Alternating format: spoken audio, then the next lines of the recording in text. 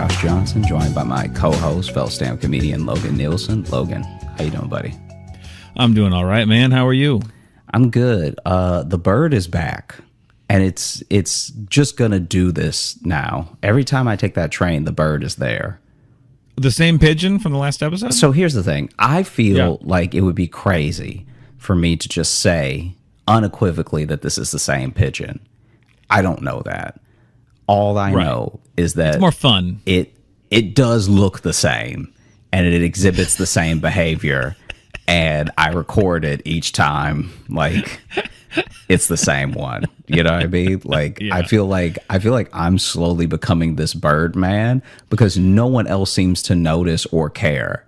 And I'm like, guys, this is the, can I tell you? Okay, so yesterday I was like, guys, this is the same pigeon from yesterday. And then the person that I was talking to was like, I don't know you.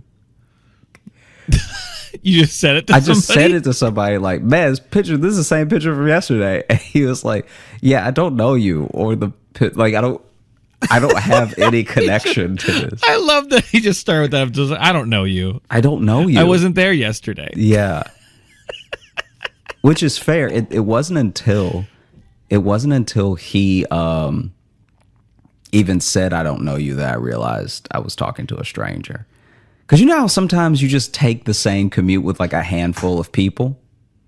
You know what I mean? I mean, yeah, I get that. Like I had seen him before.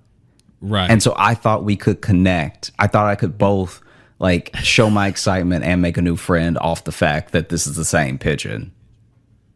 Right. And he was like, I don't know you. I don't know you. And I was like, sir. That's very fair. I know we've taken the train kind of together several times, but we have never spoken to each other. Well, sorry. And me opening up with this is the same pigeon is not how you start a friendship. No, especially then your follow-up is be like, oh, sorry, well, I see you taking this route all the time. Also, my name is Josh. Just that's for a good when you start. Tell the police. Yeah, go ahead. Yeah, I want you to go ahead and take a good mental picture right now for the description. I'll back up. There you go. Get a good look. Get a good look. I'll turn around real quick so you can give a full description of what I'm wearing. The full, everything. Yeah. Yeah. So my days have been seeing that pigeon again and again. Also going to the Met. I went to the Met yesterday. Oh, and that was really cool. But it did remind me that I had been to the Met. I thought I had never been, and then I got to a couple of rooms, and I was like, "Oh no!" See, what's great too is I know you've been to the Met. Yeah. Because last year when Jess and I went, you and Sally talked about when you guys had gone to the Met. Yeah. So I know you've been there. You could have texted me. But I didn't even think, okay, here's the thing. So when I went to the Met the first time, I was just like a kid in a candy store full of art. Like I didn't even have a plan. I was licking everything. I was just licking everything. I was touching all of it. I was asked to leave several times, had to sneak back in. So basically, as I'm walking around, the first time I remember much better now, I was just enjoying being there and how big this place is. It's ridiculously huge. And so it is. It's like every time you turn a corner, there's a huge, you're in a different huge building. And that is true. And it's kind of an easy place to get lost in too. But I just like the idea of you in the Met, which has one of the like best art collections in the country, and just you being like, this room is so big. Yeah. Like spinning in a circle. No, it was. I've never seen a building so big. How? You were just outside. Amazing. And so it's an amazing place. It wasn't until I got to some of the medieval like Byzantine art that I was like, wait, I've seen and it's because they keep the structure the same. So even if the art is changing, they there's that huge gate, that huge gate. So that I was like, wait, I've seen that exact thing before. And then I turned into a room full of art I had seen before. And I was like, wait, oh no, I've been here. Yeah. And luckily though, the first 2 hours that I was there, even though I had been there before, I saw a bunch of art I had never seen. Yeah. Yeah. No, it's a massive place. Yeah. They have so much stuff in there, cuz me and Jess, when we went last year, that was our big thing, is that it wasn't until because they were closing down. We were there like until like 5, and we went to their gift shop quick. And then we started seeing like the prints and stuff or whatever they have there, cuz usually it's like museums, here's what we have here, and they kind of sell merch based on it. It wasn't until we were going through that we realized, like, oh fuck, they have that here? They have that here? And we didn't get to any of it because we spent like a full hour just in the Egyptian section, because they have like old pieces of tombs and pyramids, which is fascinating. Mm-hmm. But we realized we got stuck in all that like old historical stuff. I mean, it's all historical, but like that really, really old, like actual structural stuff. We did that for so long, and then this time we made a goal. We're like, we are going to get to the paintings. We didn't see any of the Van Goghs. We missed. It's like the most famous thing they have there, and we missed all of it. We didn't even realize. So this time we went back. We stayed focused, and we got to that stuff, and we were literally like a hallway away from all the shit we wanted to see. That's we just funny. didn't go. We didn't go 3 extra feet. Yeah. To get to it. While I was there, and this is what's weird. Clearly, even though a lot of this stuff is priceless, clearly there's a level of care for some pieces more than others, because some pieces have an alarm and some of them do not. And so there was a kid who straight up licked the statue of the Three Graces. Just imagine you're sitting there appreciating, like, you know, ancient art. Like the fact that there's someone who has carved into marble something that has stood the test of time, and you look down and there's just a 3rd grader just running his tongue. Well, yeah. Remember when we were at the Philadelphia Museum of Art, and we just saw that kid who was like ready to climb into an ancient fountain. Yeah. He was like standing on part of it and just touching it. And his mom's level of alarm was nothing. She just went, Jeffrey, don't. Yeah. And I was like, no, he's climbing history. Grab him. Yeah. Yeah. His oily fingers are going to desecrate this ancient piece of art. Can I talk quick about the other thing I saw at the Philadelphia Museum of Art? Or rather heard. You remember this. I don't, but yeah. When we were there, I went into this little side room where, like, it went to like one of those kind of like recreation rooms. You know, this is what this, you know, whatever would have looked like. And I walk in, and there's a security guard in there. Oh, and I see him he's off to the side with his phone. And I just walk into the room, and he's clearly doing speech to text. Because he starts it. And he goes,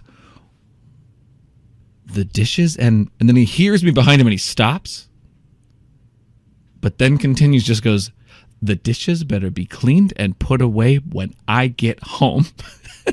And he was clearly sending a threatening text to a family member. Yeah. But I love the thinking about not finishing saying it. But then he went ahead, because I was in there. I was right behind him. The and only reason he decided didn't to finish curse the threat was because you were there.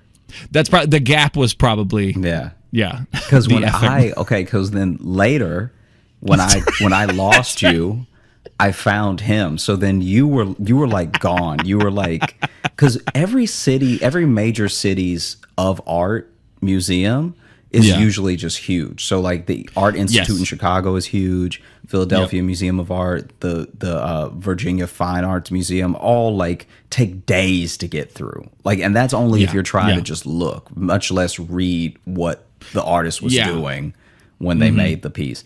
So I lose you almost immediately. like You were just really enjoying looking at the swords, and I was ready to move on. Yeah, so I was like chilling, looking at swords. I was chilling, looking at like all the stuff. Anyway, I lose you at one point, and there's a room just like the room that you were in. This is a different area, though, I think, that you were in than versus the one I was in, where they've taken pieces that were essentially like the living quarters of that period. And so this guy, once again, is tucked away. I guess he just thinks no one looks in this room because you can only take 2 steps into the room and look around. You can't actually Right, because then it's just a room. barrier, and then you're just looking at the still life, I guess, or whatever. But then he's tucked into the side. And so then when I don't even fully hear what he said. I have like many inferences to what he may have been saying because it sounded like what I heard him. He had, once again, speech to text, phone close to his mouth, and he was like, "Don't make me break my foot off." And like,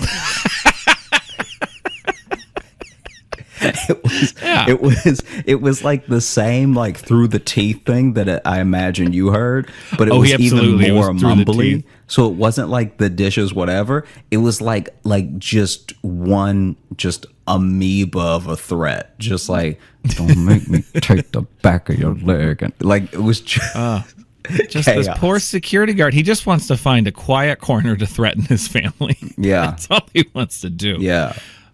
And he was in stark contrast to the first security guard we ran into. Remember, who was telling us about like the ancient railing, which could absolutely be a lie. It could be. I also think, this is what I think. I think that guy was told that by a different security guard years ago, and he's repeated it ever since, because it is an interesting fact, and I think it could be true mainly because they are tucked away in a way that people just don't look at them.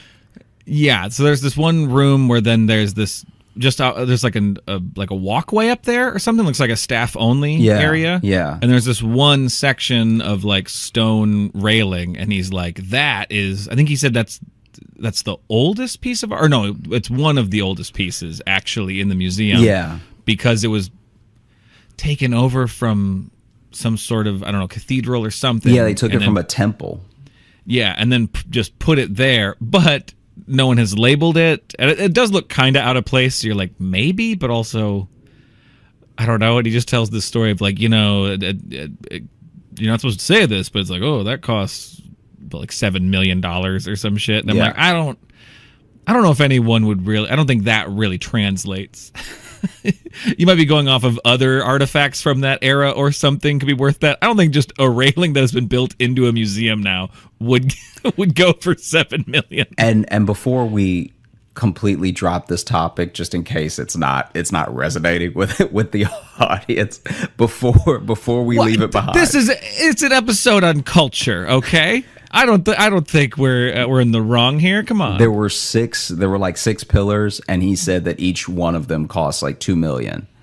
Oh, that's right. He was even more specific. Yeah. Oh, that's right, because it was the pillars, right? It wasn't the balcony. That's right, because there was like the balcony. Yeah. So there's 4 pillars. Yeah, and each of them were like $2 million. Yeah, and then allegedly. So I bring up this whole thing because I'm even going to the Whitney on Friday.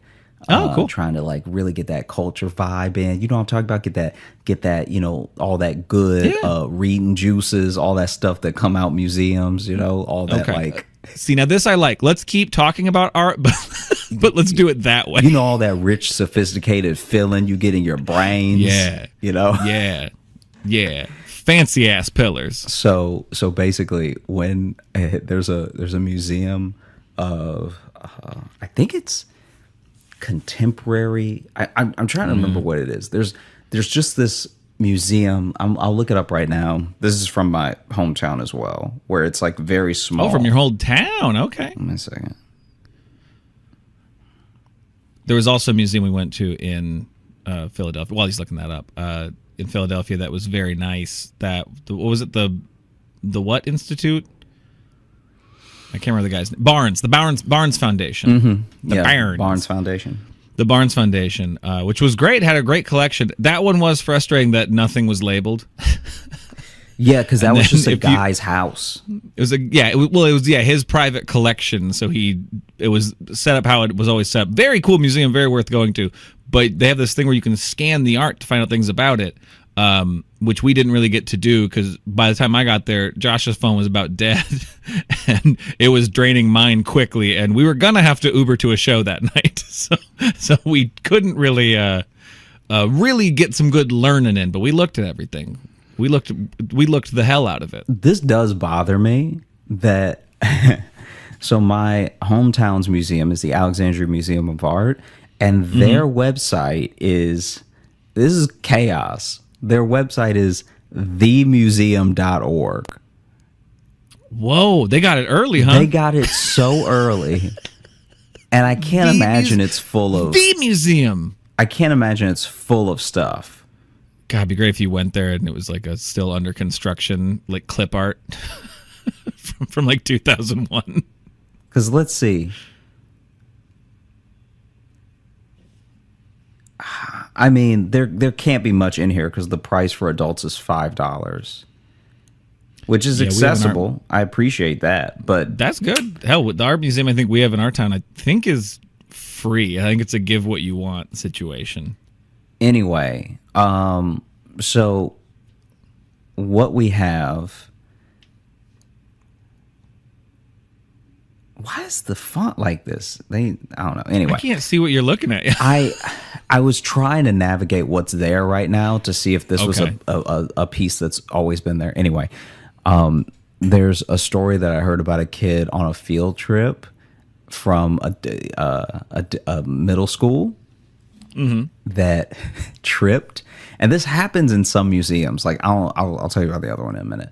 But he apparently tripped, and his head went like into a painting. So it fully, like he fully tore it with his forehead.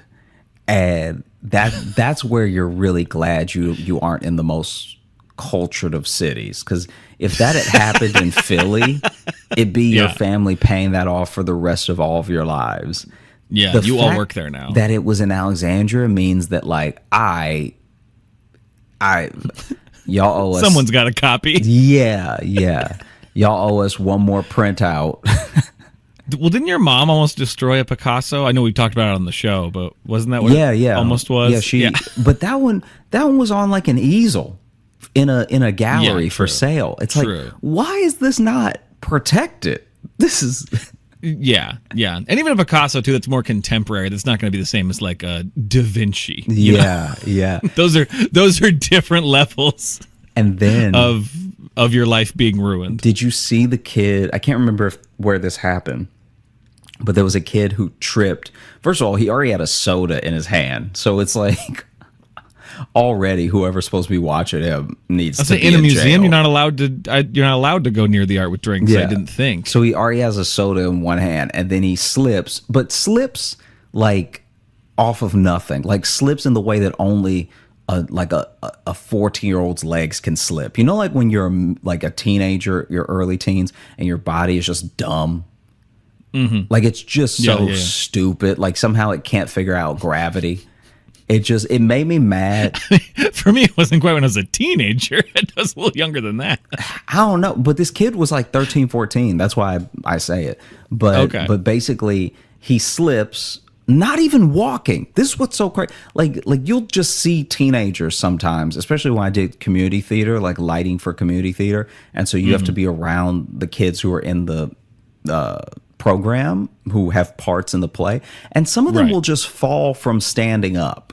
Oh yeah, no, my nephew is 12, and his ass will just fall right over. Yeah. So this kid slips and goes to catch himself against the wall.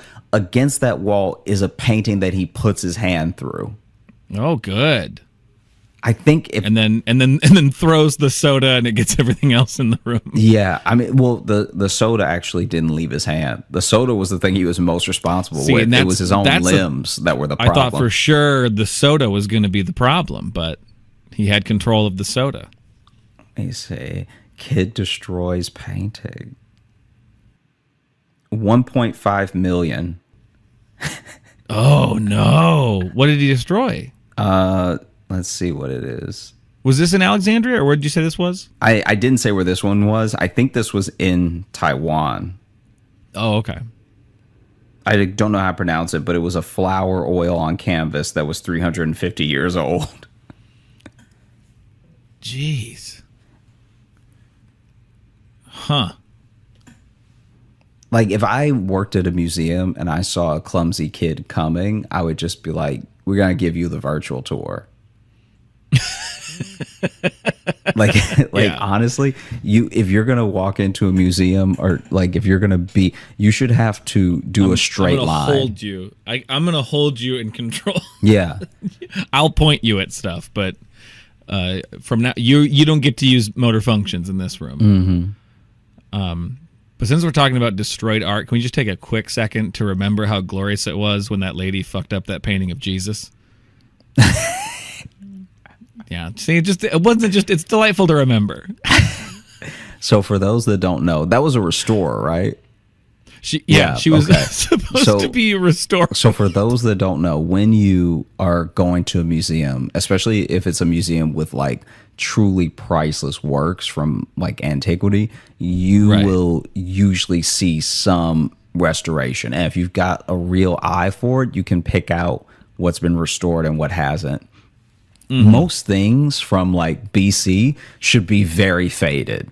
If they're not faded, then there's been some heavy restoration in them. And there's even some, like, you know, not to put them on blast or anything, because I really enjoyed it and I'm going to go back I'm just going to keep going back to the Met as often as I can until I know my way around and can finish, like, feel like I've finished looking at certain exhibits. But in the Greek, so you were on the Egyptian side. On the other side of the museum on the first floor is the Greek and Roman sections. And in those sections, there are a couple of Greek pots that look like downright cartoonish in the way they've been restored. Like, some of them look good, and some of them they've traced well, but you can tell where it was just so faded that they couldn't trace, that they just made up a face. Yeah.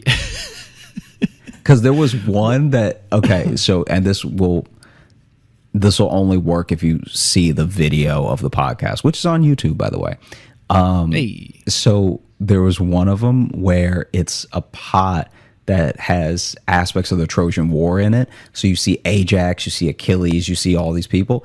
And then there's a random person, which maybe this person had no historical significance or no significance to the Iliad. So maybe it was just supposed to be an extra soldier. But it's like Achilles looking fierce. It's Ajax looking like inquisitive. It's like, you know, I don't know if they were in battle with Hector or not. But then there's just this one character off to the side that's getting stabbed. And the face they're making is just like,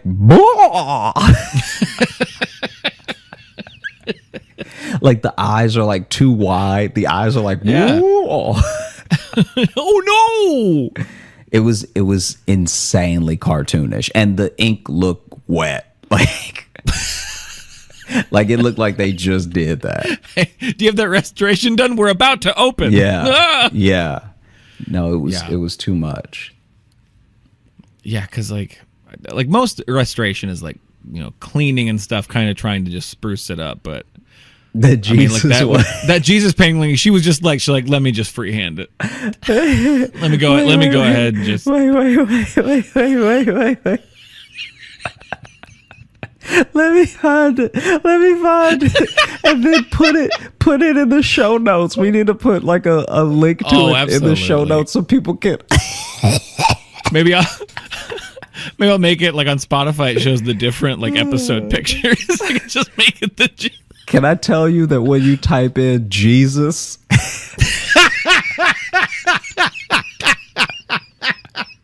we're talking top 8 results is painting restoration. It was beautiful. Okay, all right.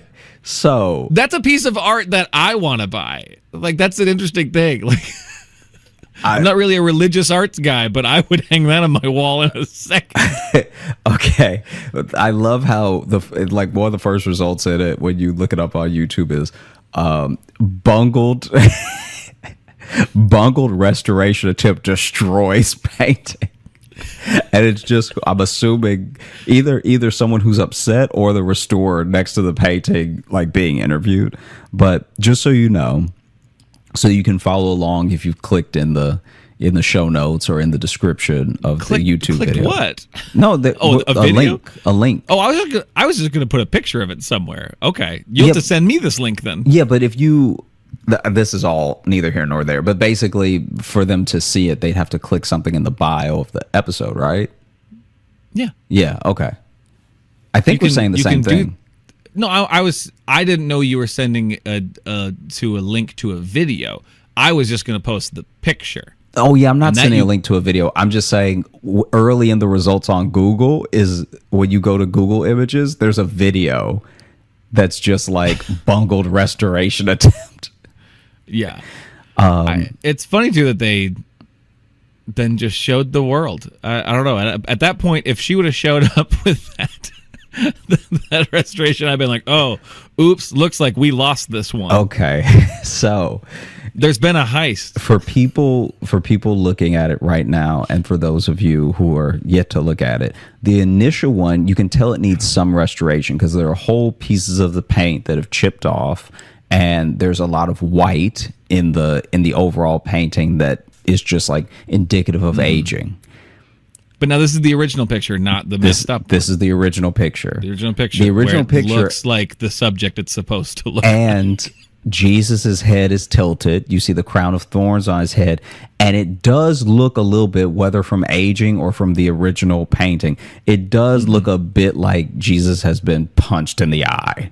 All right, like that is he's really giving his good side hard. Right. And it's a bit thick. It's a bit fat. He's trying to look his best, but he's wearing the crown of thorns means he's having a no good, very bad day.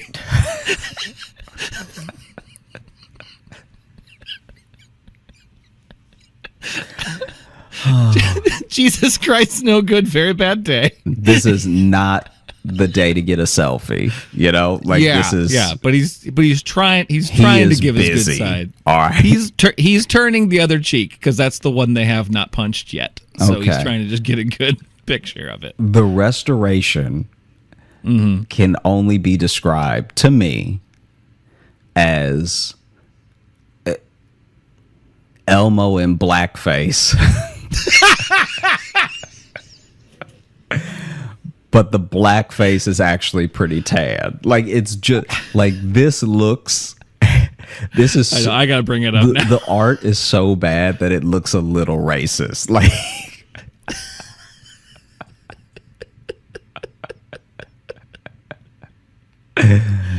yeah. It's got a Muppet vibe to it. There's a definite Muppet. I love. The story's like, what, 5 years old? Yeah. It just popped back in my head. It's so delightful. Because also... No, 2014? They fully smeared the mouth. So the mouth is so smeared now that it looks like Jesus doesn't have a mouth. They moved the beard to way under the chin. So the beard that Jesus did have is no longer in the right place. And the nose has been reconstructed to give like a what is it, Wallace and Gromit. Reconstruct is a very nice word for what they've done here. His eyes are black too. Look at his eyes. And also, and they made like the pupils white. Whoever did this is an atheist. Like, who I was going to say, they're either drunk or were trying to make a statement. Yeah. Or both. The only way this could be more disrespectful is if they wrote on the actual painting, "Is this your king?" Like,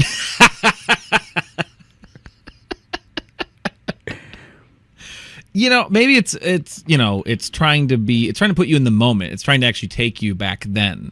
Because, like, you know, they didn't have glasses back then. So this painting is from the point of view of someone who can't see shit. And Jesus was right there. And they didn't know it.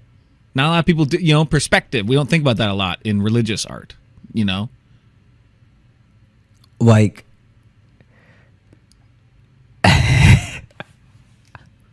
this person botched this painting and then went on to be and when I say mild, I mean the low side of mild. Like, if we're talking to Taco Bell sauces levels of success, the extra mild, right? And I'm sending you a picture right now where just someone did a goof where it was restored to look like It's Pat from SNL.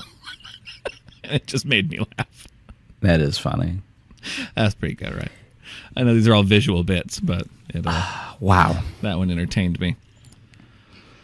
Well, I think that's the culture segment.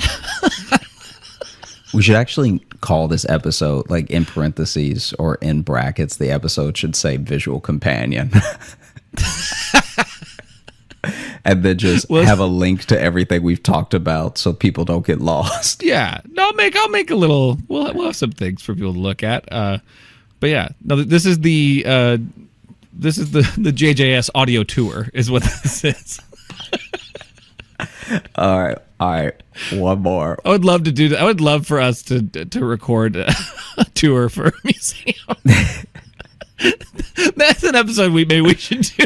Just an episode. Man, this dude look like Gandalf. Yeah. Because Josh and I would say we do a 50-50 every time we go to a museum is us really discussing art we like and techniques we like, and then the other half is us just roasting the hell out of art and how people look in art. Okay, wait. I'm sending this to you right now, and we'll just add this one to the list. This is another botched restoration. It's the botched Virgin Mary painting. I did see that one right underneath. If just to describe it for those of you, she looks like a thumb with eyes. Yeah. They gave her the full like Ermagerd. Ermagerd the Virgin Mary.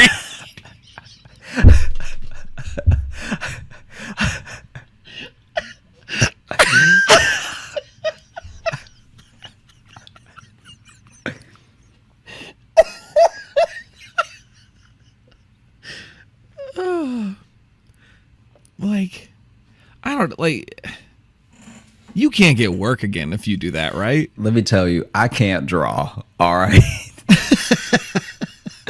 But I at least have the integrity to not take a job where it is my duty to redraw a master. Yeah.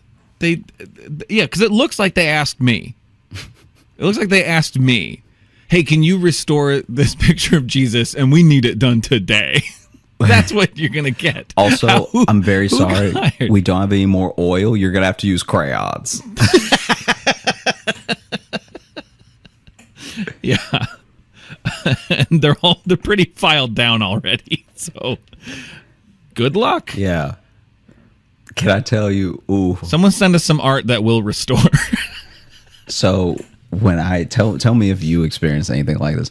I'm trying to remember where this was, but when I was little, there was a kid who had the full box set of is it 128? I think it's 128 crayons with different colors with a pencil sharpener in the back. Mm-hmm. Do you remember that? Oh, absolutely. Okay. We had one of those, yeah. This kid was styling on everybody early in the year. Yeah. And by like the spring, maybe right before summer started, he had whittled down every crayon more than I can even, like, I honestly. Every crayon? Dude, every crayon. Because I think what he was doing was he just did not like any, this was his flex. Every time he popped that box of crayons open, they were all sharp. They were all like fully, like pinpoint sharp, ready to go. Gotcha. Fine point crayon coloring. Okay. And to his credit, he was actually like a pretty good at drawing. Like I remember looking at his drawings and being like, oh yeah, I can't do that. Like I was gonna say, if all of his crayons are filed down and then he's shit at drawing, then you've got like he's eating those. Yeah. He's sucking on those crayons. And so that's why they're so low.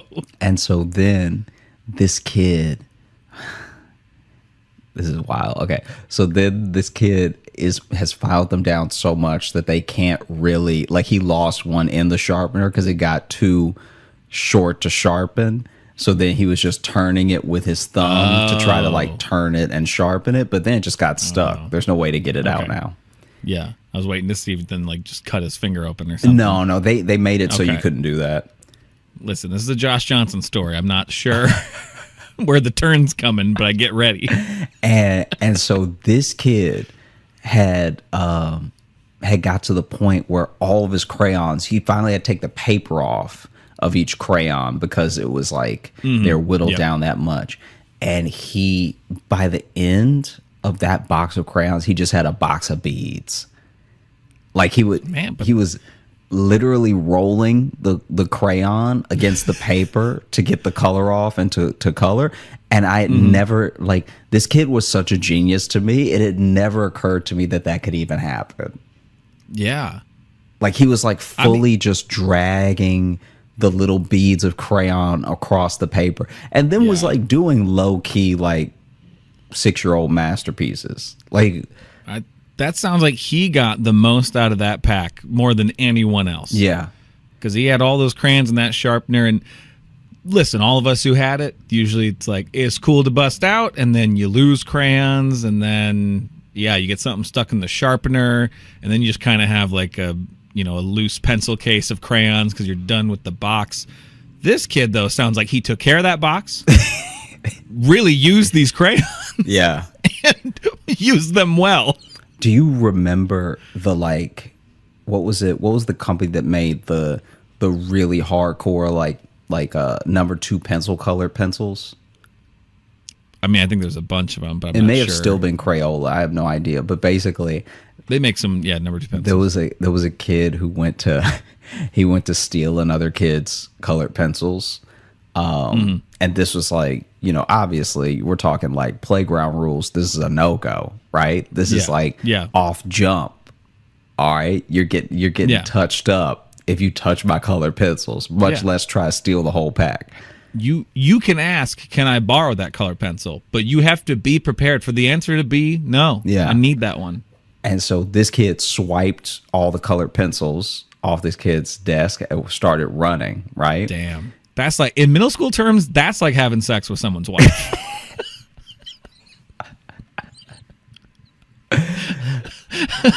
You've created a situation here. And so then, kid takes off after the other kid, and we're already not the most coordinated because we're all young.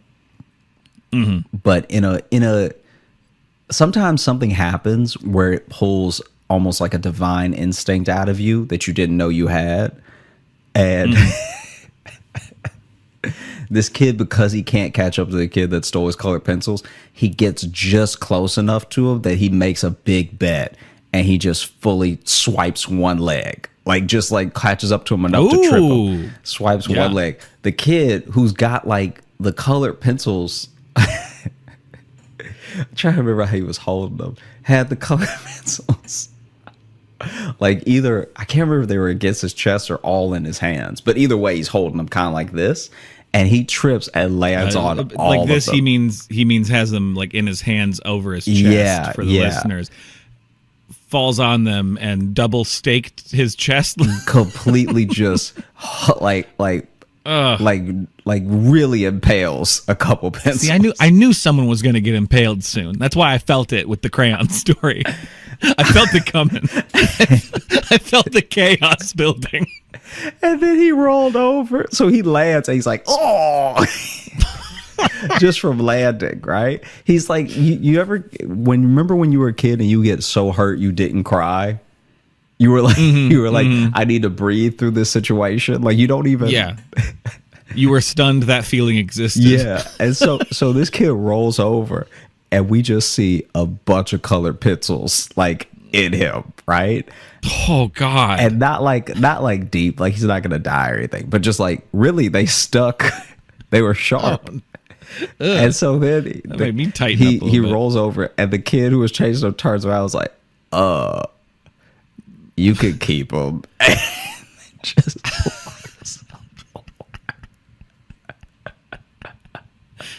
and the kid laying on the ground is like, I won, and puts his hands up, but all the pencils are still sticking out of his chest.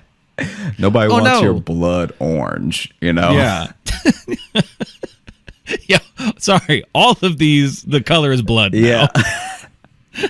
It's not green anymore. That's blood. Yeah. You've made this pack all one color now. Oh man. Just to keep our very classy episode going. No, I'm not gonna tell that one. I'm gonna wait. Okay. No, come on. What do you wait for? What? Okay. What are you saving them for? Just basically Did you ever see that video got passed around back in the day in like 2007 where this guy was like bugging his friend and his friend finally gets up. They're in a college dorm and his friend gets up and then throws some scissors at him. I don't know if I've seen this Oh, one. okay. Well, he throws the scissors at him. And a lot of people thought the video was fake, but he gets up, finally gets annoyed, throws the scissors at him, and the scissors go like right into the kid's arm, but there's no blood. They're just in there. And that's why people were like, oh, this is fake or whatever, because you see him throw him, but whenever it would have hit him was like slightly off camera. And a lot of people also think it's fake because we hadn't reached that level of fake prank technology yet in 2007. Like in 2007, if you saw something go down online, it was probably really happening. Yeah. Like nobody was faking World Star videos. No, they were just That's a person who actually got knocked out. Like, yes. And so that I mean, I suppose if you throw it well enough too, that's holding in the blood, you know. If you have that in your arm. The way that it stuck him, and then that guy was also like too hurt to be like screaming or upset. He just went, dude. He just kept saying dude over and over, and then another guy is like, hey, so should we like call an ambulance or anything, or like. Yeah, I don't know if I saw that one. All right. We'll see if we put that one in the bio. I don't want. No. We probably should. I actually don't even know if you can find it. There seems to be. Tell me if you think that this is on the money or not. There seems to be a different internet now than there was when we were like getting into college. I feel like the internet now is like a place where nothing is ever really gone and everything is permanent, nothing is private, all that stuff. But I could swear to you that the internet from like 2002 till like 2000 maybe 7, that period of internet was where a lot of stuff was getting shared. But even to this day, there's stuff I can't find anymore. Yeah, I get what you mean. Yeah, because you can find some of those old videos I found, but they're like either there's copies of copies, like it's clearly like, you know, been copied several times and on just some other account. I think it's because some of those videos that we all knew were from sites that don't really exist anymore. Like, I know they still exist, but you know, like E-Bombs World and stuff like that. Remember those sites where they were always kind of pre-Facebook, like just kind of social media collections of just stuff. Pre-Reddit more is kind of what those sites were. Yeah. But then a lot of them shuttered and deleted all their stuff. So if it didn't like make it over to YouTube or something, those videos, like some of them did disappear. Yeah. Not all great art gets restored. Honestly, the way in which we've lost games, especially, and certain videos like to time. Like, do you remember Shockwave? That sounds familiar. So Shockwave Player is I don't even know if they're affiliated, but like on old PCs that only ran Internet Explorer, the basically their version of I guess Adobe. Somebody can correct me in the comments or in an email if I'm wrong, but basically Shockwave was like one of the video players that you had to keep restoring. I remember Shockwave. Then Shockwave.com was this site where it was mostly games, like it was Shockwave Games, but then it also had like forums and stuff like that back when chat rooms were big and stuff. And Shockwave Games had some of the best games. Like when I tell you Shockwave Games and Cartoon Network's original site, like we're talking about even before Toonami. The Cartoon Network site had games. They had Dragon Ball Z games. They had Bug Juice. No, Disney. Sorry. Disney actually had a website that had a bunch of games on it. This is back when all the networks had their own website with like games based off of their shows. But they were like fleshed out games too. Fully fleshed out thing. They were like they weren't just because now if you see a sponsored game or a crossover thing, it's usually just like an app game and it's the same shit over and over again. Yeah, it's like a match 3 like whatever.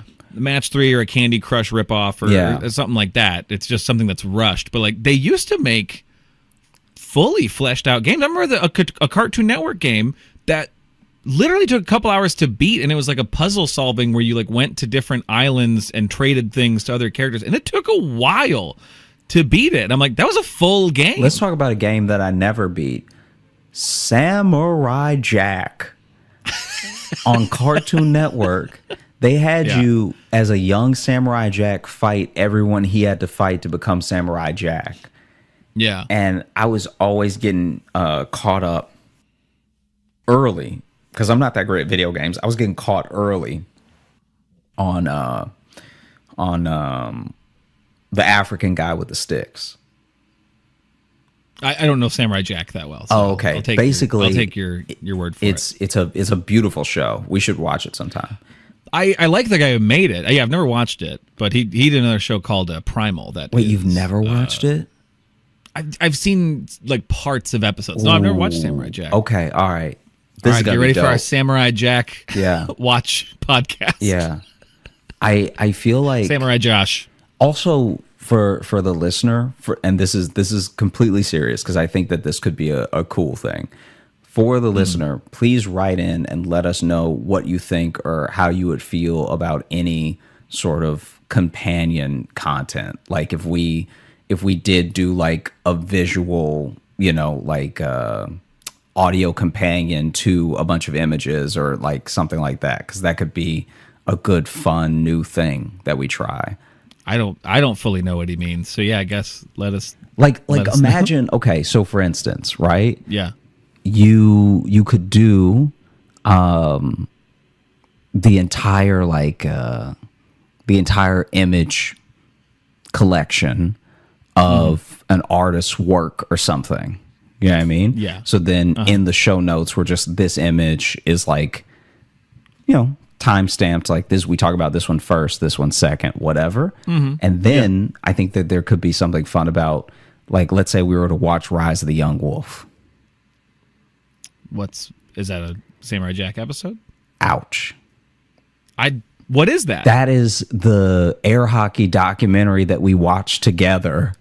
I forgot about that. Yeah. I mean, I think what you're describing is a reaction video. Kind of like a reaction video, but yeah, in pieces. I think it's what you're describing is just a more well edited kind of reaction video. Mm-hmm. But we could release just a commentary for it. The special the commentary. Go watch Rise of the Young Wolf, and here's our commentary track for it. Oh no! I like that. Oh, there's a fly. Yeah. This one's all over the place because first it was art, then flash games. Then I think we just had a work meeting for a second there. No, that's my bad. Well, I didn't know. I didn't know if it would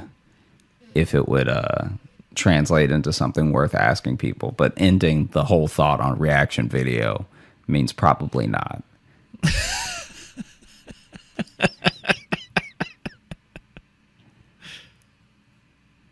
Let's do a reaction video right now.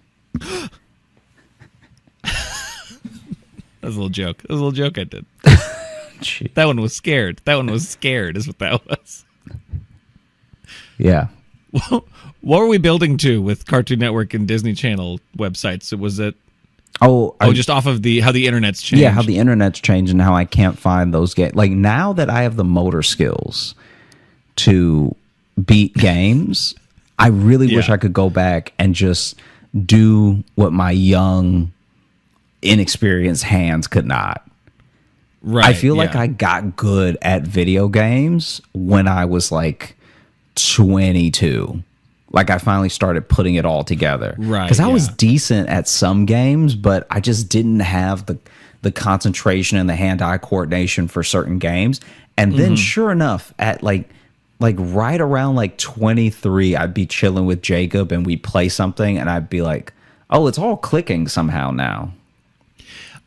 But that's deceiving though, because I feel like I've had it both ways with old games where you go back and then you can just beat it actually, and I'm kind of like, oh, this is the game I had so much trouble with. But then there are still some old games and I'm like, this is stupid hard. Yeah. It's still really hard. That's how I feel about Tapper. When I watch you play Tapper, Yeah. Arcade games though were designed to be hard because they wanted to just keep putting coins in. So certain arcade games get to a point where you truly just can't win, but they just want you to keep feeding money. Mm-hmm. It's to make you feel good enough, but I'm pretty good at Tapper too. Just putting that out there. Just wanted to end on the important point, which is that I'm pretty good at Tapper. That's a fun one to play because it's got a different controller system. What are we doing now?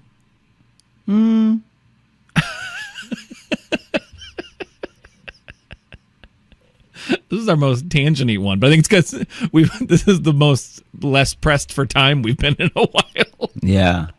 To fit an episode in. Yeah, this is what happens when we actually have all day to chat. Yeah. Anything else on art, or should I get the mailbag?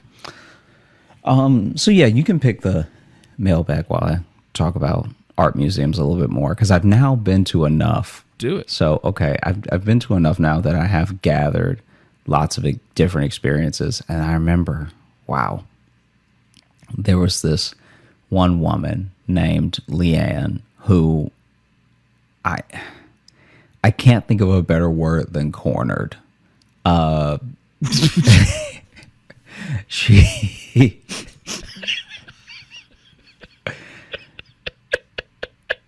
truly and fundamentally cornered me in the abstract expression section of the museum, and was just telling me about her day.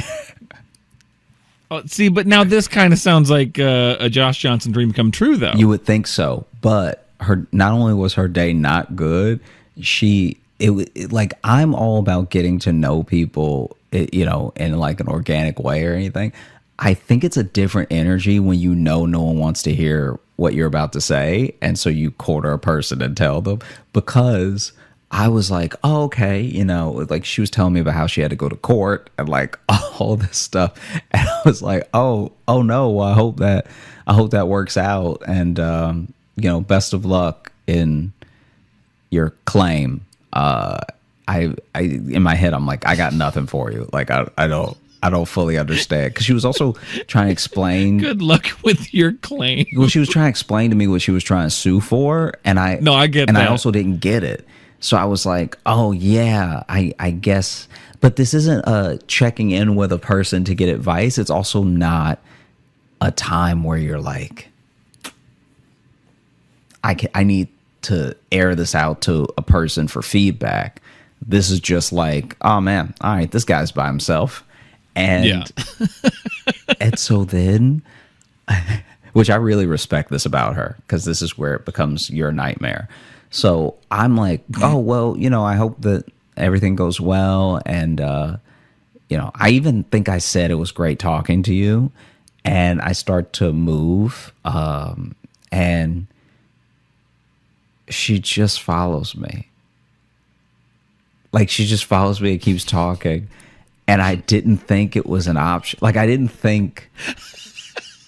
You thought surely she won't come with me. Because usually when there's someone that's the security of the museum that's like, oh, don't touch the painting or whatever, they're usually confined to an area. Right, yeah. But she is leaving her post. Yeah. Or like that guy at the Barnes Foundation, remember, who was like running laps? Yeah. I don't know. Some security guards are free range. That guy so clearly wanted someone to be arrestable. Like, he was just... Yeah, he was just walking in circles, getting his steps in. Yeah, man. And some of it was it's not a big place. It's not a big place, and some of it was like, we would see him in a different room going in the direction he was just in. Like, does he know where he's going? Like, it seemed like he was lost and he didn't want to admit it to anyone. It seemed like it was going to be very easy for him to knock someone over into like all of the antique furniture that was there. Yeah, imagine your whole head going through a Matisse because the security guard is like trying to find the bathroom and simply can't, but doesn't want to ask someone who doesn't work there where the bathroom is. Yeah, it's his first day. He's nervous, trying to walk off the nerves. Yeah, but no. So how long did this security guard at this other museum follow you? I truly... We're still dating.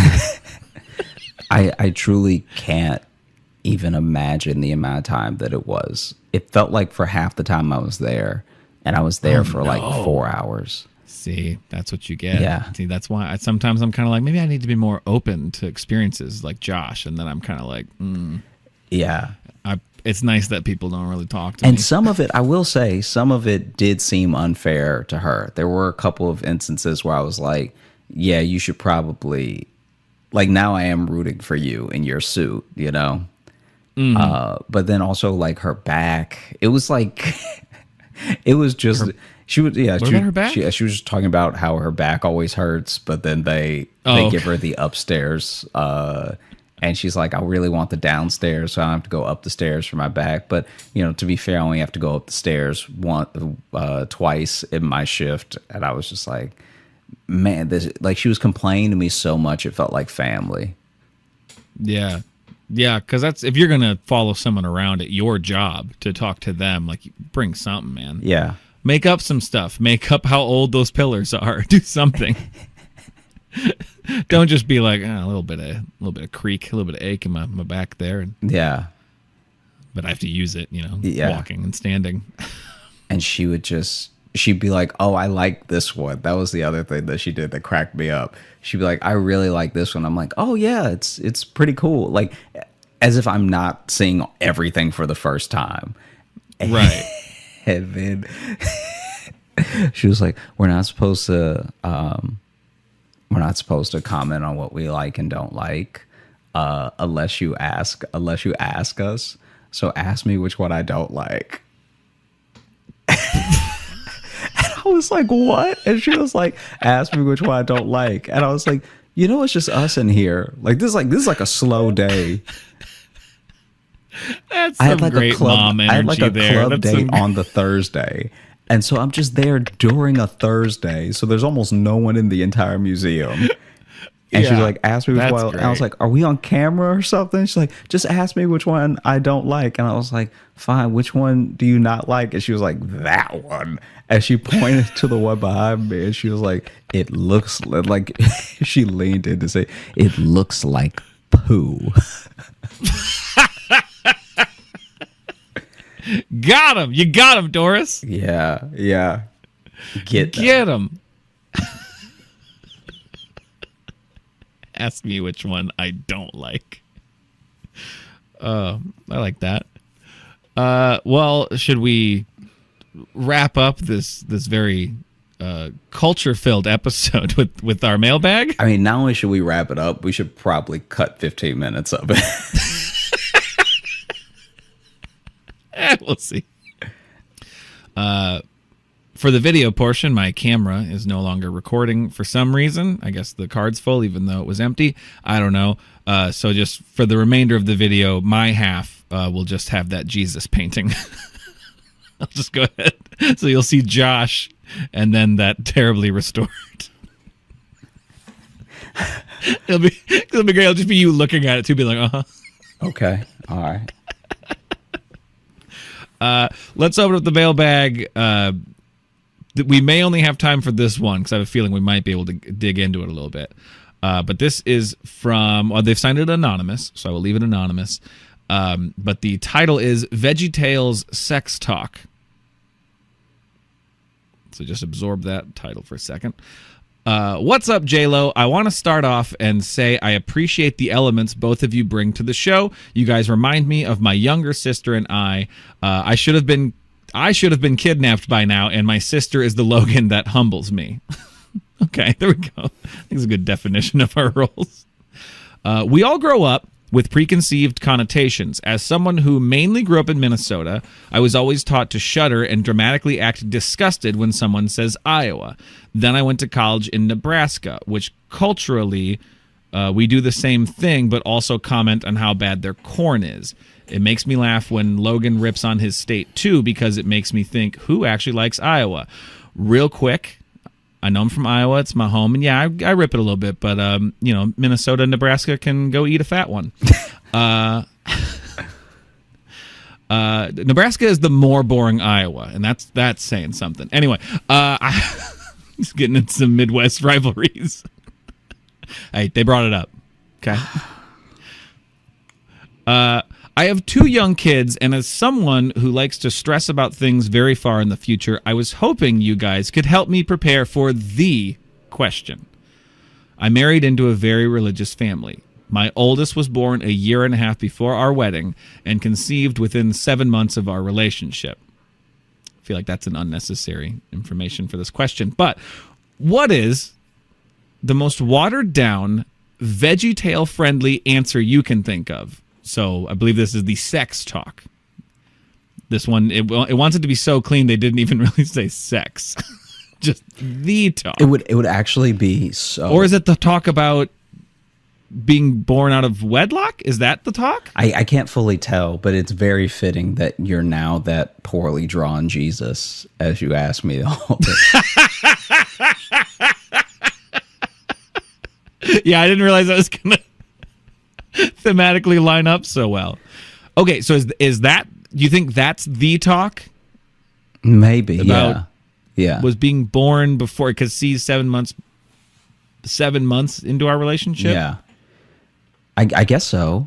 If you don't know, I don't know. That's the information I have. When I first read it, I thought it was just like the sex talk. But now I'm wondering, is it about that?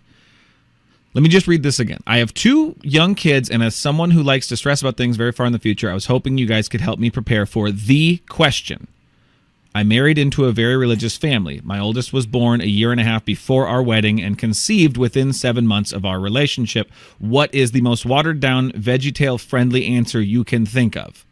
So the question is not posed. The question is implied. But then the follow-up information makes me think it's a different question. Okay, so I'm just going to answer it as if it's the talk. So the sex talk? Yeah. So okay. When a cucumber 7 months after a mommy and daddy meet. Yeah. Sorry, go ahead, 2 years. Yeah, when a cucumber and a tomato are very much in love, they decide to make a salad. And what's a salad without some seeds? Oh. I don't know. So then what's a salad without some seeds? So then remember, you're saying this to a painting of Jesus. So then you have to plant the seed to get the fruits and vegetables to grow so that you can have new veggies for your salad.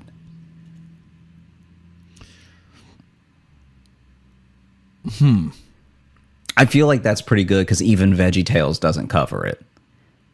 Like I'm wading into waters that have been uncharted by even VeggieTales. That's true, and here's why I think the VeggieTales angle is what causes a problem here, because what has happened to those veggies to make a salad is that they were all brutally murdered.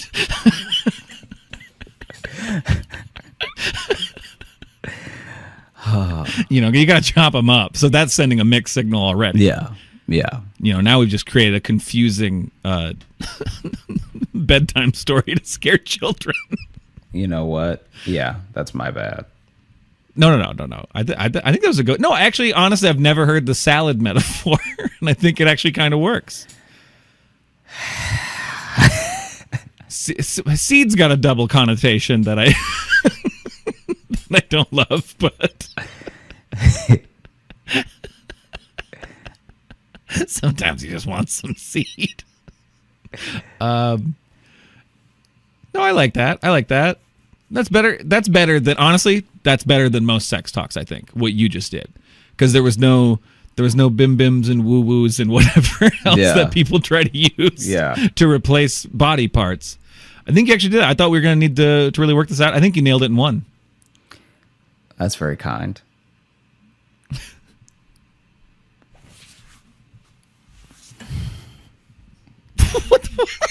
What was that? Was that a fly? No, there's a mosquito in here. Oh, okay. Um, Oh, your body language got so weird there. So we'll go ahead and Yeah. thanks so much for listening to the Josh Johnson Show. We had a great time recording. I hope you had a great time listening. If you are looking to catch up with us on any of the socials, you can find me at Josh Johnson Comedy on Instagram, Josh Johnson on Twitter, Josh J Comedy on Facebook, and Josh Johnson Comedy on TikTok and YouTube, where we post clips of the show. And if you're looking for Logan, you can follow me on Instagram at Logan M. Nielsen. And if you want to get into the mailbag to ask us perplexing questions, vegetable-themed questions, you can email us, joshjohnsonshow@gmail.com. And if you want some of our bonus art, I'll call it, go on over to our Patreon. That's patreon.com/Josh Johnson Show, where we have bonus podcasts and some video stuff and access to live shows and old live show replays. And speaking of live shows, Josh and I will be performing together next week in Phoenix, Arizona, September 15th and 16th. So if you look down in the episode bio, you'll see tickets there, or a ticket link there, along with the links to whatever confusing visual aids we are also putting with this episode. This is new territory for us. This is untreaded water for us. yeah, and we hope you like it. I like it. Or uncharted water. Untreaded. You don't tread water. I guess, can you? Yeah, but you shouldn't be. Yes, but it's frowned upon. Yeah. Charter the water. Charter it. It's probably smarter to charter it.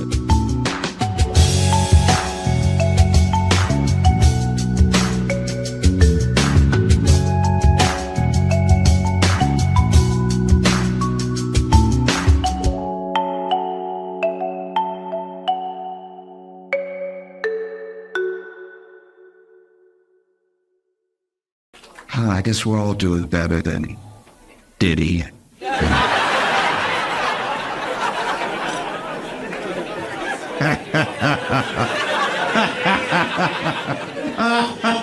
Oh, what a week. All right, if you don't know, I'll try to bring you up to speed very quickly.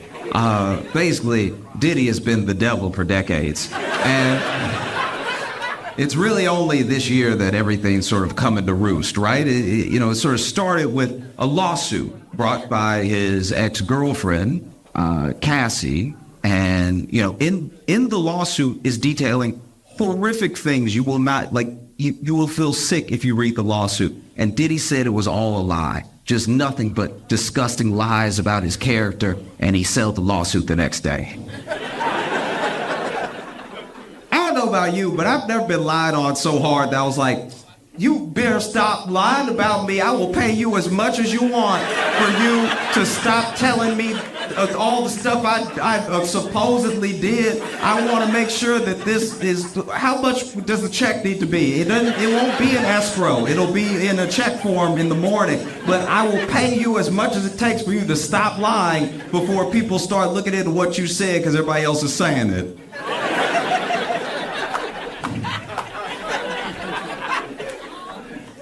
Well, no, it's crazy. And even more recently, more allegations and more investigations have been going into Diddy being alleged.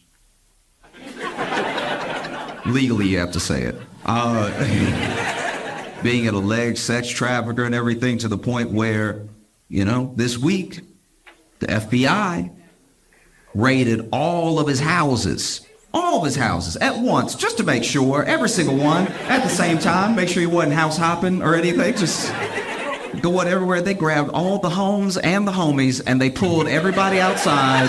And it was truly astounding to watch, because if you've ever watched, I watch a lot of news, so I remember the Roger Stone raid. Anytime the FBI or Homeland Security does a raid, it's a weird hierarchy that you notice, because they'll show up to do the raid, right? So FBI or Homeland Security, they'll be fitted up. right? Top to bottom, they got the AR-15, they got the vest on, full body armor, they got the boots, they got the helmet, and then sometimes they actually have backup. Backup is SWAT. So then SWAT is also there dressed like SWAT, and we know what SWAT is dressed like. And then it will just be the regular police. And it kind of made me feel bad for the local police because, like, imagine you show up to work and all your coworkers look like Call of Duty that day. And you just have to show up with your chest. That's unfair to them. Like, if I was a cop, I'd be like, y'all ain't got any extra ARs in the trunk or anything. I can't hold something. Y'all just showed up all prepared. Y'all said he dangerous. You know what? I'm gonna wait next to the car. That's what I'm gonna do. Y'all, this is bull. I'm not doing. And truly, watch any FBI raid. All the local police are next to the cars in the street. They're like, no, they gonna get him. They gonna get him. Oh, you better watch out because they coming. All right. But yeah. They raided all that dude's houses at one time, pulled people out, were like, interrogating people, were trying to look for stuff in the houses. And meanwhile, a lot of people have been waiting on Diddy's downfall for a long time, so they track his movements. And I want to take a quick second because a lot of people, as this is mainly like a black thing knowing about Diddy. Like, it feels like the world didn't know. But black people, we knew. We were like, nah. Something happening with him that seems off. I don't know if I love that either. That's just been us for like 2 decades with Diddy just being like, did y'all see that? You know what I mean? And so a lot of other people are catching up. So then there are things, when anything like this comes out, there are things where people ask, like, why is everybody talking about it now, coming forward now, stuff like that. I want to be clear. Diddy is not like a Harvey Weinstein in that way, right? Because with Harvey Weinstein, everyone started coming forward, and then people were like, why didn't y'all say something sooner? Look at him. We would have believed you. Like, we don't do a good enough job of believing women, but with Harvey, I'd be like, whatever y'all say he did, he did. I can just see it from his build that he did whatever. But Diddy's a very different thing. Diddy's scary. A lot of people are scared of Diddy. And you want to know one of the reasons why people are scared of Diddy? Because of where he comes from. There's gangsters, then there's gangsters. Okay? Diddy's dad has ties to Frank Lucas. If you don't know Frank Lucas is who Denzel played in American Gangster. That's who Diddy's dad hung out with. That's who Diddy's dad did business with. So when you ever rewatch American Gangster and you see that scene when Frank Lucas, Denzel, stands up and in the middle, broad daylight, middle of the sidewalk, a dude disrespects him and he pulls out a gun and he shoots him in the head and kills him in front of everybody because he knows nobody will say anything. That's who Diddy's dad ran with, right? That's who taught him his like ABCs and stuff. You know what I mean? When you see that scene, that's a bone-chilling scene because it happened. That happened. He did that. He killed someone broad daylight because he knew no one around would say anything, right? So when you see that scene and you see Denzel do that, just know that one of the extras in the background, at least one of those kids, is Diddy. That's terrific, you know? And that's why people have been so scared of him, because we know that he just moves differently, you know what I mean? And a lot of people have been waiting on his downfall for a long time. So when the FBI was raiding, people were like, where is Diddy? And you know how these kids are now? They're very smart. They can track anything. They track Diddy's plane. And so while the FBI is raiding all of his homes at one time, Diddy's plane is leaving America. And I don't mean getting fueled up. I mean, the plane is over just blue. That's the ocean. The plane is gone, right? And the plane is headed for Antigua. Now, Antigua is still extradite. So a lot of people are like, why would he be going over to Antigua? Then other people said, hey, maybe he's landing in Antigua because everybody knows that's his plane. He's going to land in Antigua. He's going to get on a friend's smaller plane, and he's going to go to a country that doesn't extradite, like Bali, right? So then that plane lands in Antigua. It comes right back. When it lands, turns out Diddy was never on the plane. He was in Miami the whole time. This man is a terrible rapper and an incredible villain. I've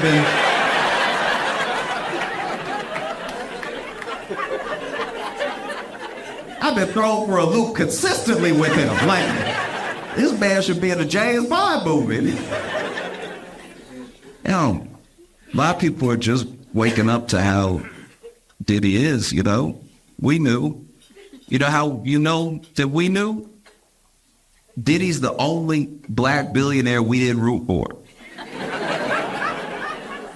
It's a very big deal when you get a black billionaire. We're always like, oh yeah, oh he did it. You know, I remember when that guy, you know that guy that gave the commencement speech at Morehouse, and at the end of the speech he said he was going to pay for all the kids' student loans. That moment went viral. It was crazy. Kids were crying and everything, jumping up, screaming. I looked it up. I found the guy. His name was Robert Smith. Turns out he's a billionaire. He didn't give me any money, but I was at home like, we got another one. Diddy became a billionaire. We were like, good for you.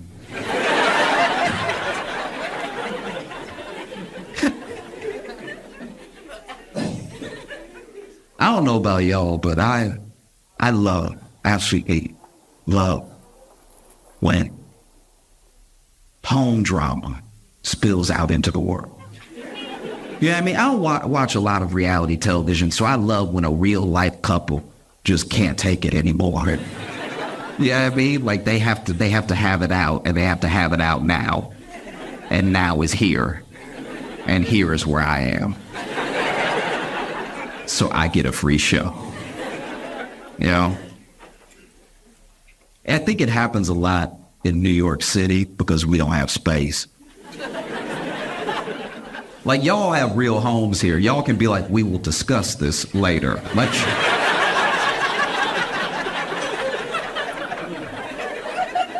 In New York, we don't have that. We're like, I want to argue in private at home, but home don't have no elbow room.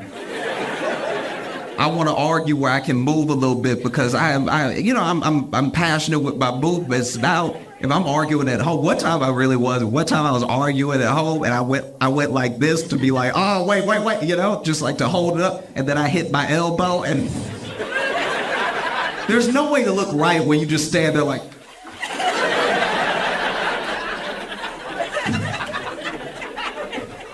you know. So sometimes couples just have to have it out in that moment, you know?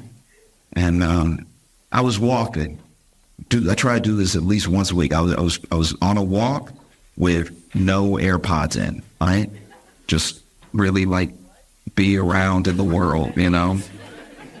And I think it's an important thing to do because it opens you up to what's happening around you. And I would have missed this had I had my AirPods in. I was walking, and as I'm walking, I see this dude bust out of the door of his house, right? He's running down the stoop of his brownstone, no shirt on, anything, looking terrified, like, what? And so I turn and I see what I can only imagine is his girlfriend or wife running behind him. And I was like, all right, this seems awesome. Let's see how it goes. And she has something in her hand, but it doesn't look like a gun, so I'm like, I'm willing to stay and see this through. Because you know, if it's a gun, people get upset, they miss. Now she done shot me, I'm bleeding out. I'm not even part of your love. I'm laying there holding my wound, y'all done worked it out. Like, this could all be for nothing. It's just she's holding something, but I can't see what it is, right? And as he's running down the stoop, she runs down with him, and she gets to this specific step. And then she goes like this, right? She goes like this, and then a piece of what she was holding flies out and hits him in the back, and he goes, ah!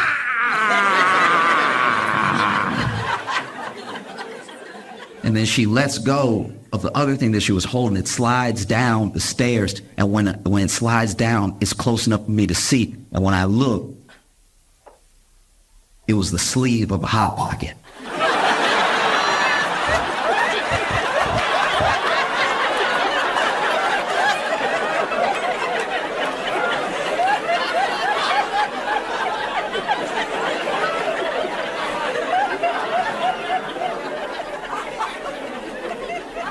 This woman done burned the hell out of this man with a Hot Pocket.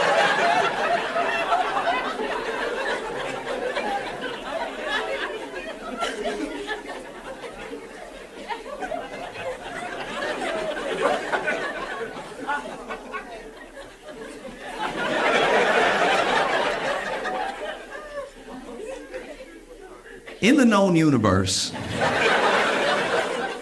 there are about 4 states of matter, right? There's gas, there's liquid, and there's solid. There's also plasma. Now, plasma can reach a temperature of about 45,000 degrees Fahrenheit, and just under that. Close second is Hot Pocket juice. Hot Pocket juice must be studied. This will burn your soul. Hot Pocket juice is far too hot. It is absolute insanity, okay? Because we've all been there. We've all been there where you were hungry, you heat up the Hot Pocket, that's gonna be quick, and then you went ahead and you put it higher than the instructions say, because you know when you follow the instructions, the middle cold. So then you put it at least 2 minutes higher than the instructions say, because you got a different type of microwave. Your microwave doesn't work like the box says. And so you put an extra 2 minutes, but now we're into heated territory that no one, even the people at the company, are aware of, right? And then you pull the Hot Pocket out, you hold it by the sleeve, and you wouldn't even be in this situation if you could just be a gentleman and wait, right? But you're hungry, you're greedy, you can't help yourself, and so you blow, you do blow. You do. You give it a good try, too. You blowing the bread. You're not doing anything for that juice inside. That juice is still bubbling like lava. Wait to bust out. And so then you take your first bite, and because you're hungry, because you're being greedy, you bite too hard, the juice pops out, it hits your lip, and you go, ah!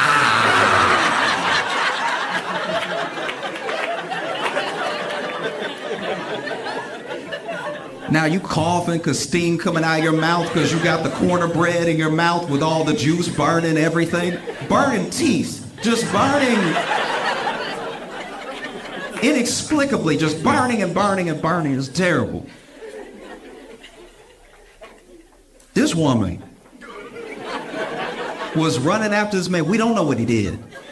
I didn't stay for an interview.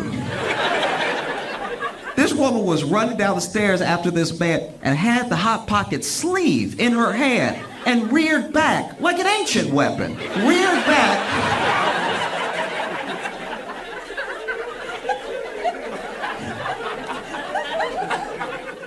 And flung the Hot Pocket out, flung it like she had done it before. Like, she must be burning him weekly to have this sort of aim. If this was a game show, I could never sling it and hit what I wanted to hit. And she hit, not only did she hit him in the middle of the back. She hit him in the spot. So it's in just enough of a position that he can't really reach it. Like it's not here, it's not here. Like this man is fighting for his life right now. She gave him 30-second degree burns. And my man's like, ah, and I want to help, but I'm like, I'm not going to burn my fingers. Like,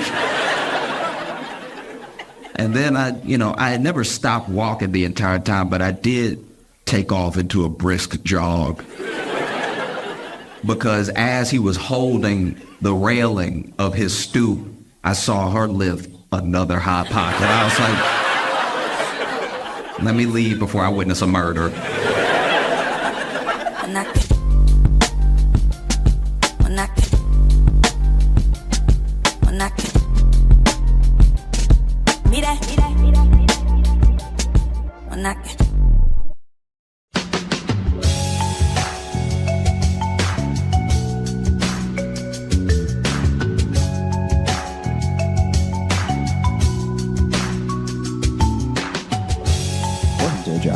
Show. I'm Josh Johnson, joined by my co-host and fellow stand-up comedian, Logan Nielsen. Logan, how you doing, buddy?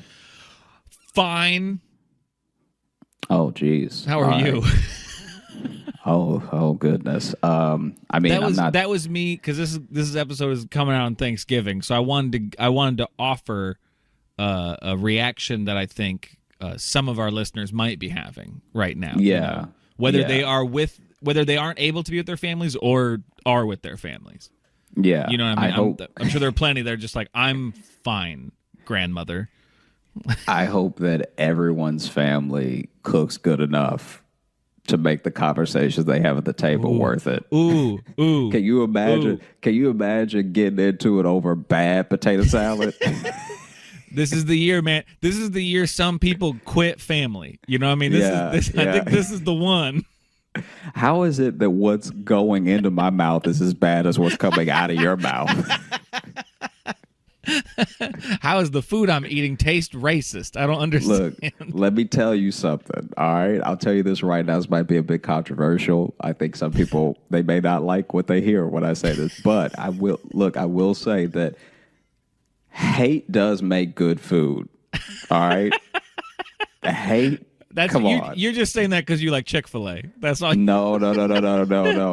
Chick-fil-A is the bare minimum. All right, I'm talking about real unadulterated hate. Let me tell you. Let me give you a little history lesson on the hate menu. Yes, okay. yes. They had in the South during slavery. They had slaves cooking their food. Mm-hmm. Very good food. Right. I can't imagine the slaves love doing it. Yeah. No. That right there is hate making good food. You know what I mean? You mash those potatoes a little harder when you hate somebody. Yeah. Do you think that's why a lot of white people after that were angry slavery ended, because their food no longer had seasoning on it? Do you think I mean, I think what the feel fuck? like This was so much better then. that this is also why you should have been teaching your slaves to read, because there would have been a lot of cookbooks that you could have benefited from.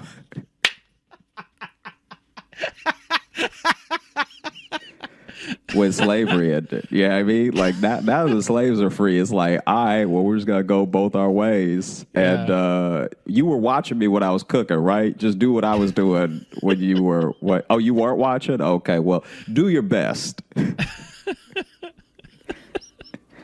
Do your absolute best, and we'll see if you come back. Yeah. Man.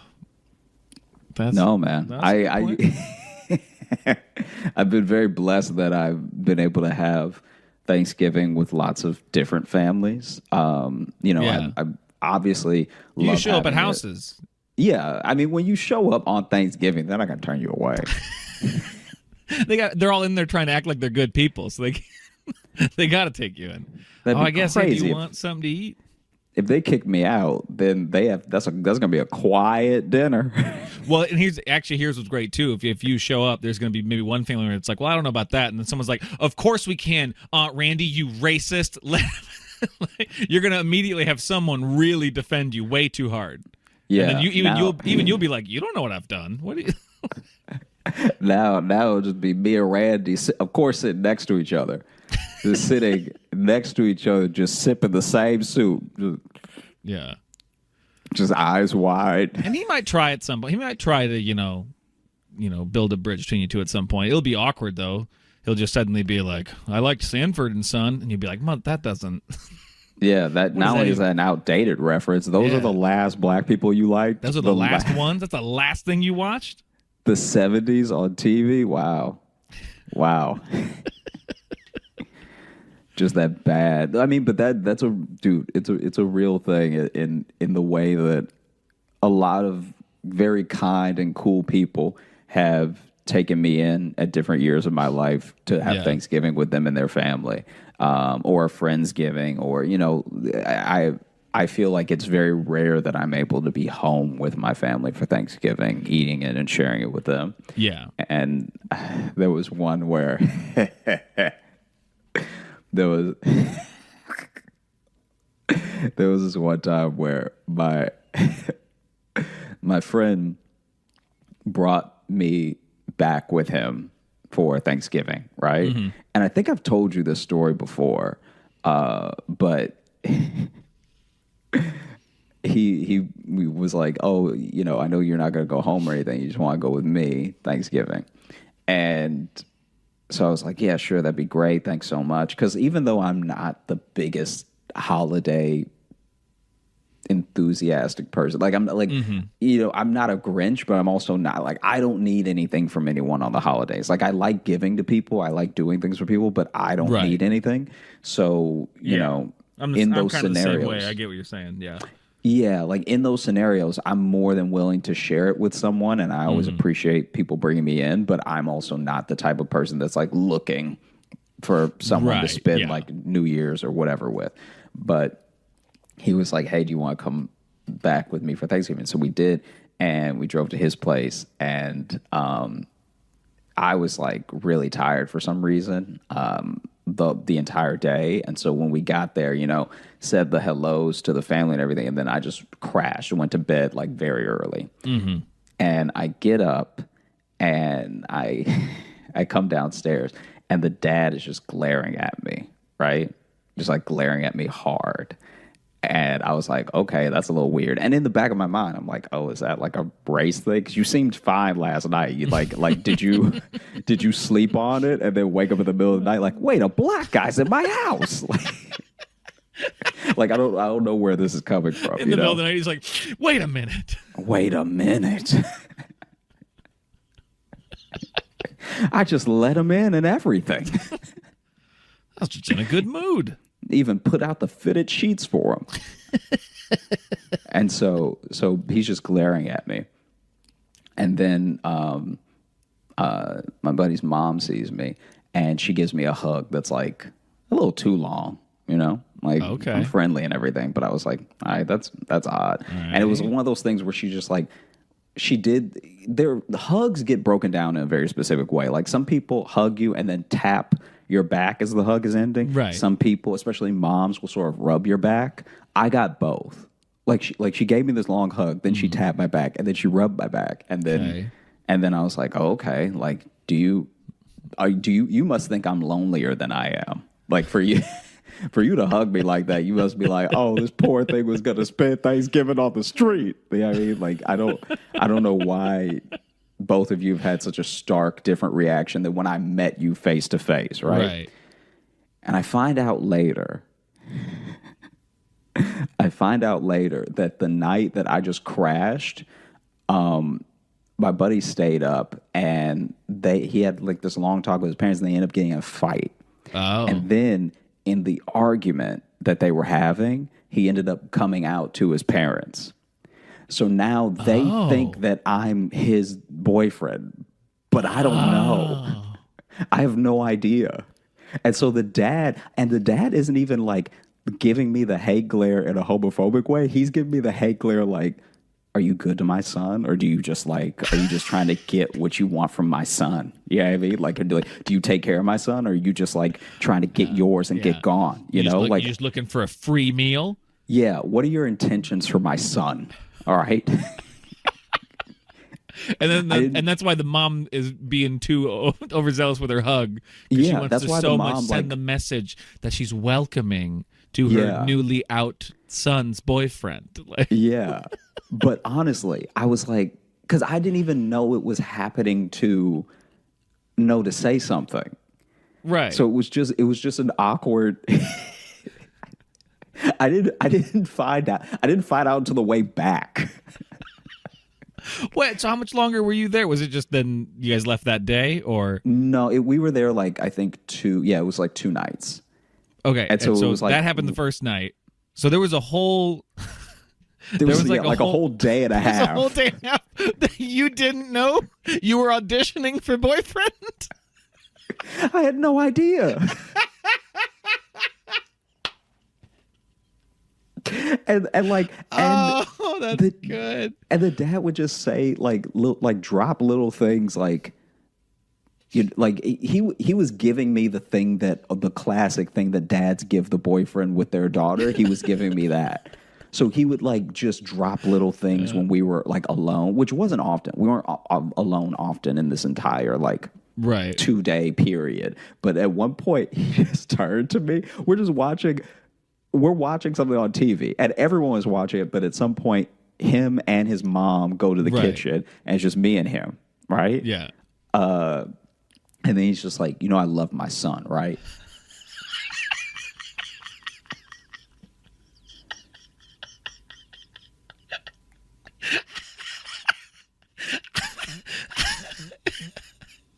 And you're like, I fucking hope so. Yeah, I was like, yeah. Dude, that's great. Should. I mean, dude, good for you. I'm glad you love your son. Yeah.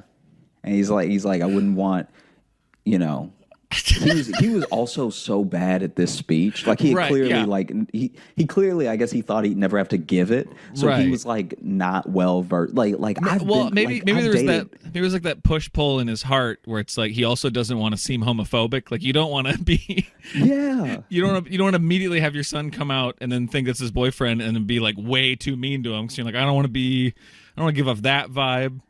You know, but I don't want to seem racist. It's hard to be threatening and woke at the same time, Josh. Yeah, but I also want to make sure he doesn't break my son's heart. Exactly. And so then I'm just sitting there, and he clearly is like never. Like I've been in situations where a girlfriend's dad was trying to intimidate me. Mm-hmm. I know what those are like, and this was not that. It was just him sort of stumbling on his words, like, and you. Oh, you better be nice. And in my head, I was just like, am I like this dude's first black person or something? Like, what does he think? Yeah, if you didn't know the context, that's like... Yeah, I'm like, what is he... what is he getting at? It was so insane. And then I love my son, right? Yes. Good. It was insanity. That's fucking amazing. And then it's not until the drive back that he's like, not because this is the other thing. He didn't even hear some of those things or see those things. Okay. So he didn't even see how his dad was interacting with you. No, or his mom. Okay. So then it was this thing of like, he's talking about the general weekend because I guess he felt tension that I didn't feel because I was just like, why are these people so weird? And so then we're driving back and he's like, yeah, I hope that it wasn't too awkward and everything. Like, I came out to my parents and everything. I was like, oh wow. And so I'm getting that news and the whole weekend started to make sense all at once. Was he already out to you? You already... Yeah. Okay. I just want to make sure like this wasn't like the come out and then like learning about it too. I figured, but I thought like yeah. But it's like it was one of those that things would be a lot. I was like, oh, like, and I didn't even tell him my version of the weekend until long after that too, because I was just trying to be like, okay, you know what I mean? Like I didn't want to make it about me in that moment. Right. But yeah, it was insanity because that dinner table was silent. Oh my God. That's so good. That's just knowing that everyone at that table has their own like plot happening, that they yeah, it's like a fucking like farce play. Yeah, where there's all these miscommunications. Everyone's coming in and out of doors, just missing each other at the wrong times. So like your friend's not seeing the weird interaction his dad's having with you because they leave and enter rooms at the same time constantly. Yeah, it was exactly like a play. Yeah, that's because even if he had just stumbled on one interaction, he would have been like, "Oh, that was kind of weird. How long my mom hugged Josh." Because you hug, the dad just gives you condoms. Like, yeah, what's happening? Thanks. And I guess an older, smarter version of me would have put it together quicker that maybe this is what was happening. But I just was so blindsided. Yeah. No, because none of them. I don't even know. I don't know, dude. I don't know if that's something you could put together until I guess so. Until you have the whole picture. Yeah, like none of the interactions were expressly like explicit, like this is what I'm thinking. Well, that's what makes it so good too, is because they're also trying to play it cool. Like they're trying to communicate something with you subtextually. Yeah. But no one has the same subtext. No one knows what's going on. Man. It's like when you see an improv